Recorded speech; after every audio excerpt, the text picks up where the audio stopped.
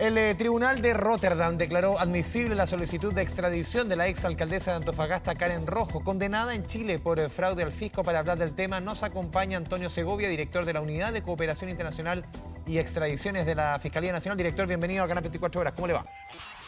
Hola, muy bien. ¿Y ustedes? Muchas gracias por la invitación. Lo primero, ¿cómo entender, explicar la decisión hoy día de los tribunales holandeses para entender también lo que viene de aquí en más en este bullado caso, director?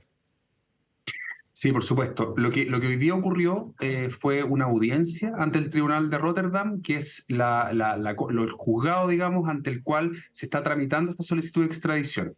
Y en esta audiencia, los jueces que componen el tribunal determinaron que se cumplían con todos los requisitos legales, digamos, jurídicos, para acceder al pedido de extradición que fuera formulado por el Estado de Chile a petición de la Fiscalía, el Ministerio Público.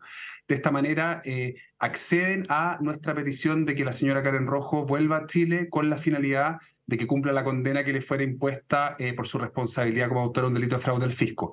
Hay que tener presente que se trata de una decisión que es en primera instancia, vale decir, todavía quedan recursos procesales y una instancia administrativa que deben ocurrir antes de que termine el proceso completo de extradición ante las autoridades de Países Bajos y pueda de esta manera volver definitivamente la señora Rojo a nuestro país. ¿Se tiene alguna estimación, director, de más o menos cuánto podría demorar esto, tomando en consideración, uno debiese tomar como lógico que la defensa de la alcaldesa va a tratar de dilatar lo más posible su llegada a nuestro país? ¿Cuáles son los márgenes más o menos de demora de una eventual extradición de la alcaldesa hacia Chile? Es muy difícil comprometer plazos, la verdad, porque todos los casos son diferentes, tienen sus particularidades.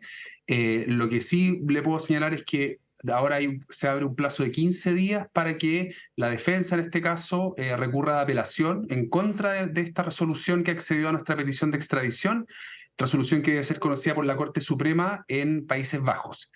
Y si es que la Corte Suprema accede a su vez a esta petición de extradición, esta pasa a una instancia administrativa o política en el Ministerio de Justicia de Holanda, quien da una suerte de visto bueno final para que la señora Rojo pueda ser trasladada a nuestro país. Decisión que a su vez también es recurrible por parte de la defensa. En consecuencia, es difícil aventurar plazos, pero no es que la entrega vaya a ser algo inmediato ni mucho menos. O sea, entendiendo un poco, sobre todo la última respuesta, director, no es que hoy día, para que la gente nos entienda un poco y todos podamos entender en la casa, no es que hoy día se haya aprobado la extradición, todavía es que es admisible y para que sea decidido al final por la justicia holandesa. En el fondo, como usted nos detallaba, es un proceso que puede demorar un buen rato más.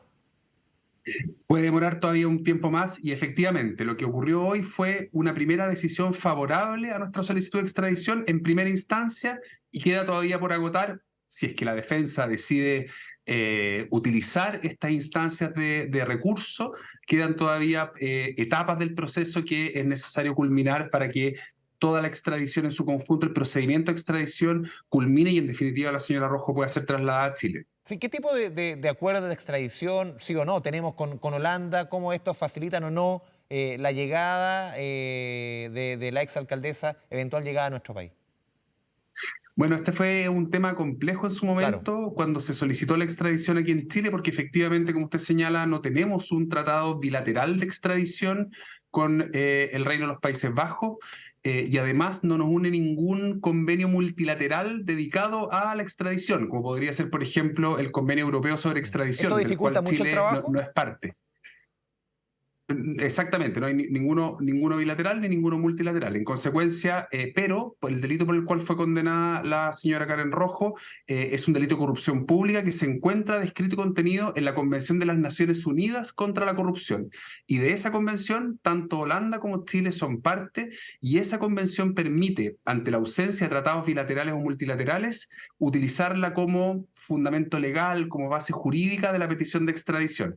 Entonces, es esa Convención de las Naciones Unidas la que se utilizó para fundamentar, digamos, normativamente esta petición de extradición por parte del Estado de Chile.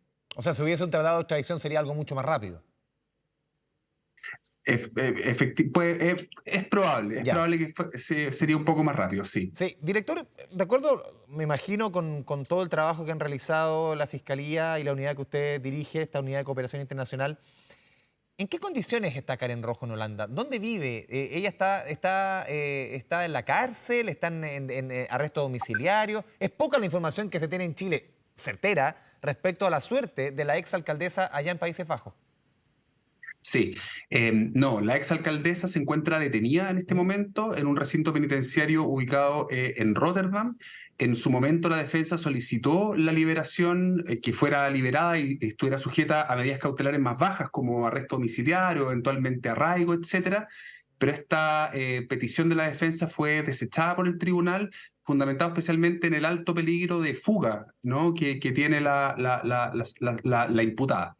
Y en consecuencia se encuentra privada de libertad. Esta privación de libertad debe ser revisada por el tribunal de todas maneras cada 30 días, plazo en el cual las partes pueden argumentar para que se mantenga privada de libertad o en su defecto esté sujeta, como digo, a un régimen cautelar un poco menos intenso, como podría ser un arresto domiciliario o un arraigo, etcétera. Ella está, director, en una cárcel común y corriente. Uno quizá no tiene el conocimiento del sistema penitenciario allá en Holanda, que pueden haber distintos regímenes, no sabemos, cárcel de mayor, menor seguridad, quizás para estos casos, unas cárceles que tienen cierto tipo de libertad, está en una celda aislada. ¿Qué información se tiene en una cárcel común y corriente?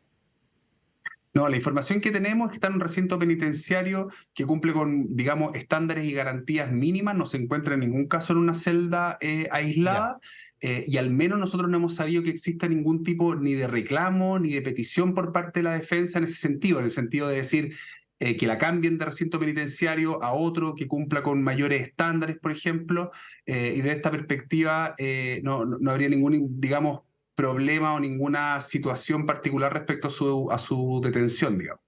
A ver, son varios puntos que quedan en la duda. Quizás hay elementos que están fuera de lo que es su trabajo, pero estos días y estos meses que haya pasado en la cárcel o en custodia allá en Holanda, ¿sirven como pena o rebaja la pena de cárcel aquí en nuestro país? En el sentido, está ella 6 meses allá en la cárcel, no está en el recinto. ¿Son 6 meses que al final se dan por cumplidos aquí en Chile?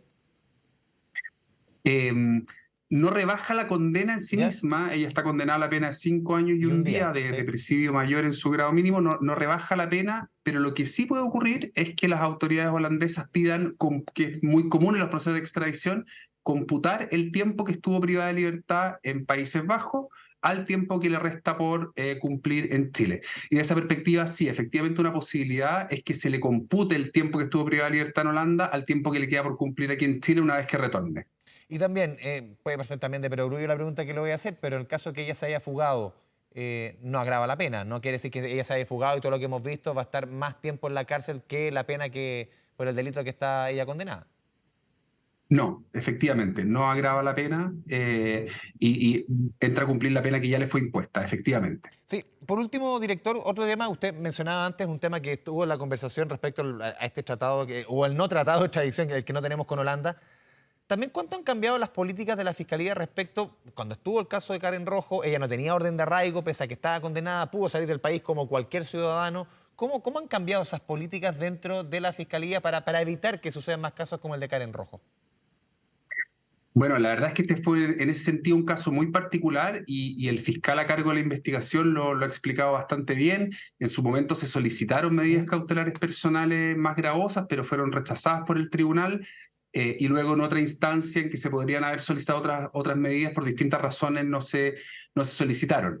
Pero ciertamente esto cambia en el sentido de poner mucho más cuidado en las investigaciones, especialmente en las etapas de juzgamiento y condena, cuando ya hay una decisión firme de condenar a una persona, de que mantenga un régimen cautelar adecuado justamente para evitar fugas. Sí, aquí quedó claro que se deben haber tomado medidas cautelares y aquí claramente se le dejó, como se dice en la jerga, se le dejó la pelota dando bote.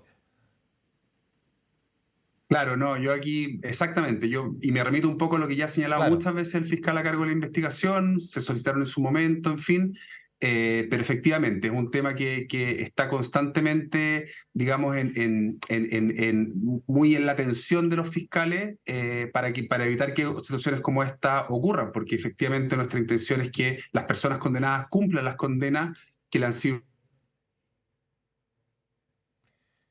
Si tenemos un problema en la comunicación con el director de la Unidad de Cooperación Internacional y Extradiciones de la Fiscalía, Antonio Segovia. Justamente íbamos a terminar ahora la entrevista. Le agradecemos al señor Segovia esta conversación con Canal 24 Horas. Vamos a continuar.